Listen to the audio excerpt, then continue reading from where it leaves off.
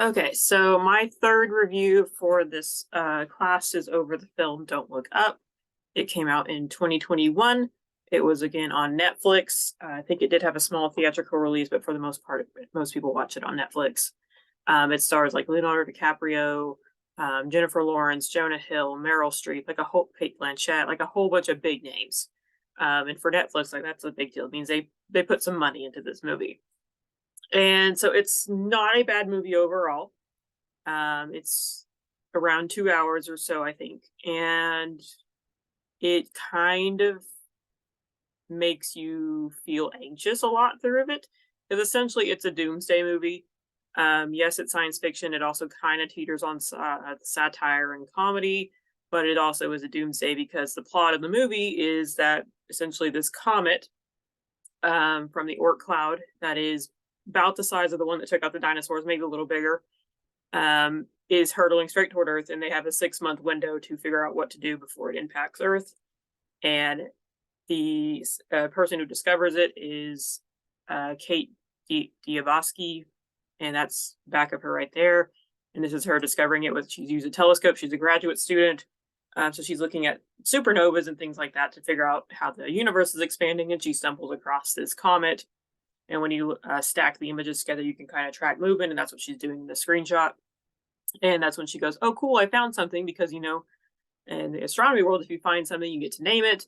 In this case, the comet is named after her, which comes to bite her in the butt because people have such strong feelings about it. And unfortunately for her, the comet that is named after her destroys Earth. Spoiler alert. Um, so basically, the movie, like I said, is satire as well as science fiction. So we've got the near Earth object destroying Earth, and we've got several different missions trying to stop it. All that plays into science fiction as well. And at the end of the movie, we have a escape ship of the rich and elite going away from Earth to try and live somewhere else because they know the Earth is basically screwed. And so it's all these rich and elite people who get put into cryogenic sleep, which we have not perfected yet. That is another topic of science fiction, and hopefully, will one day become part of modern medicine. And that ship travels over 22,000 years in the future, and they land on another Earth-like planet. It has a little bit more oxygen in it. Has these weird bird creatures that kill the president. Good times. And so this comet, the whole point of the movie, it's a metaphor. We're currently in real life not facing a comet, we're facing climate change, which is also another way to destroy the Earth. And so basically, this movie is a very heavy handed metaphor for wake up, people. The politicians are trying to distract you because they have their own agendas. The big tech companies have their own agendas. Everyone's glued into their social media because the movie uses a lot of social media screen grabs to simulate, like, basically Instagram and Snapchat and likes and tweets and memes and all those things that a lot of us rely on, and that's how we get our news most days. So it's kind of poking fun at that, of how glued into our phones we are and how much information these companies have on us because of how glued we are to our phones. So again, it's very heavy-handed. The critics, like New York Times and stuff, they did not like that. They felt it was too heavy-handed. And so because of that, it's not as comedic. Like, it's not like gut belly laugh. It's not one of those. It's nervous laugh because you're like, wait, this is too real. This is real. Okay. Because they poke fun at like politicians who are really, really bad at their job, but yet still got elected. Not qualified for the job at all, like the president, and how they use money and political favors to get other further non-qualified people into jobs. Like, the head of NASA in this movie is an anesthesiologist. Anesthesiologists, they're great. They're one of the highest paid fields in medicine. They don't know crap about space. Okay, let's just be real. So why are they leading NASA? So there's see, what was I gonna say? Basically, they have a chance to try and deflect the asteroid, and then capitalism comes into play, which is another very heavy-handed show in the film of capitalism kind of rules everything, because They were going to try and divert it using some nukes and a guy in a space shuttle who the guy is a little bit crazy, but I suppose you have to be kind of crazy to go on that kind of mission. And then they figure out, oh, hey, there's supposedly $140 trillion worth of assets, meaning rare metals and things like that, that the tech companies want for their phones on this comet. So, hey, we're going to go try and mine it and create jobs. That's how they're going to sell people. Again, they're trying to show the political divide. That happens with any issue anymore. And we're not, don't worry, the comet's not going to hit Earth because we're going to go basically put a whole bunch of nukes all the way around it and blow them at the same time. And it's just going to fragment into a lot of little pieces and it'll be fine. The problem with that is, instead of then just having one large impact, you now have untold numbers of impacts, and each one of those is going to set off a chain of reactions. Okay, they're all, if they land in the ocean, they're going to set off tsunamis and earthquakes. If they land on land, they are going to, crush anything in their path and also trigger earthquakes and landslides and who knows what else. All the extra water being kicked up because of the tsunamis is going to trigger other weather patterns that are destructive. Floods, hurricanes, all that good stuff.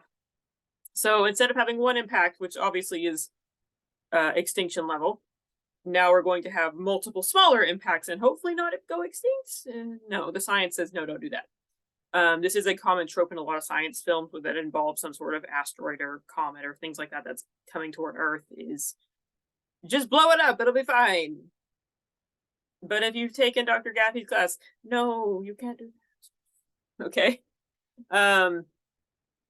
So that's one of the science things that kind of bugged me about it. Also, 6 months is a very tight turnaround, which I get that I feel like in a real world we would have put a whole bunch of more brain power into this and tried to find a new solution. Instead, the political divide came into play. So now we have this country making their own launch and this country making their own launch. And obviously this one blows up because they didn't have time to perfect it, because they even say in the movie, peer review kind of went out the window. Peer review is a very important process in the scientific standard, and there's a reason for it. So we throw peer review out the window. Now we've got countries versus countries, and now we've got multiple failures of launches, and the comet is still getting closer to Earth. And it's crazy to me because people are outright denying its existence, kind of like climate change, until they can literally see it in the sky, like days before it hits. And they're like, oh, the politicians were lying to us. It's like, yeah. Because the whole reason the movie is called Don't Look Up is because the discoverers basically start a campaign once it's visible in the sky, being like, look up, just look up. You can see it for your own eyes. Like, you don't have to take our word for it, just look.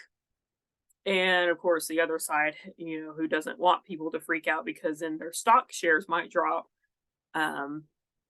goes, no, don't look up, look down. Don't, because they're looking down their noses at you, things like that. And it's like, that is some PR spin if I've ever seen it. That was that whoever that PR person is, I hope they made it on the escape ship because they did good with that one. So the movie has, in between scenes, will show you quick, like 2-second shots of different images from around the world, like bees and an infant and a religious ceremony in Asia and a single-celled organism, things like that, to just kind of show you the impact of how much life is at stake because of this comet coming. Because humans are obviously selfish. We get wrapped up in our own affairs. Again, that was very heavy-handed in the movie.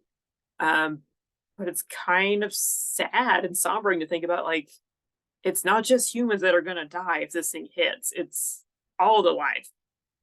They show in the impact, that one thing that stuck out with me is they show all the debris cloud around Earth.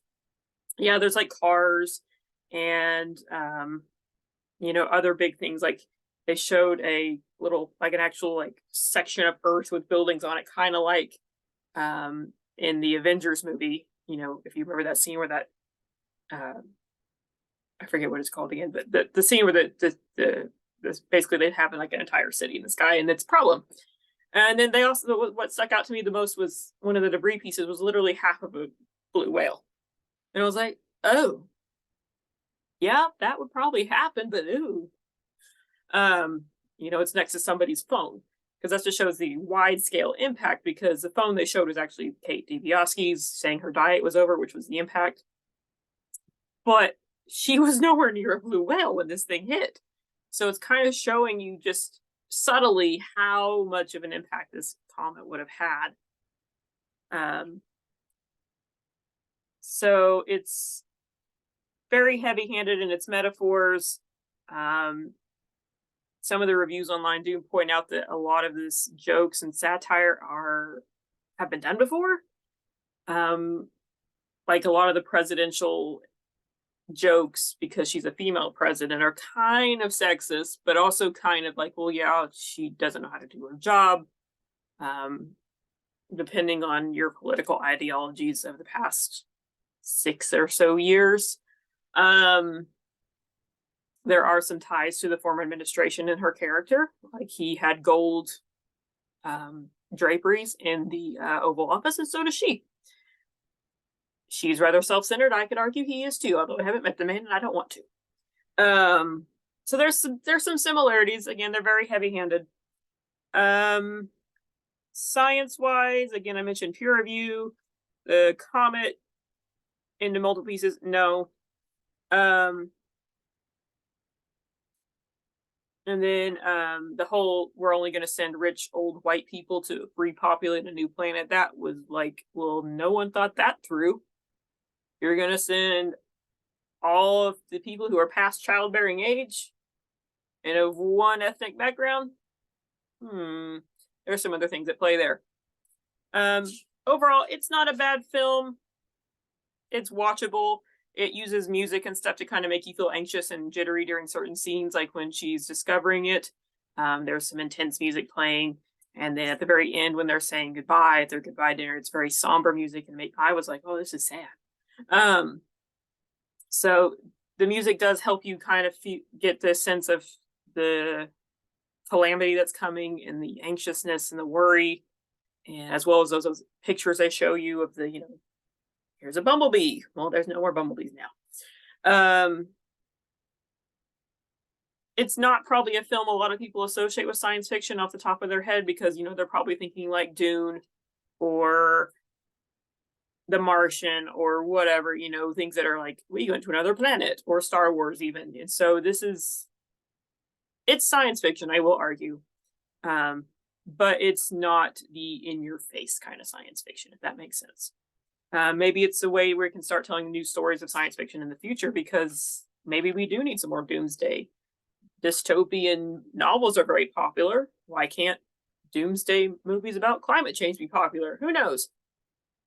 So overall, I would say it's a decent movie. Give it a watch. It's got average scores for reviewers and things like that. Most of the people I've talked to have said it's okay. No one says it's their favorite movie. It's certainly not my favorite science fiction movie, but it is watchable, like I said. So that's my review. Yep, that's all I got.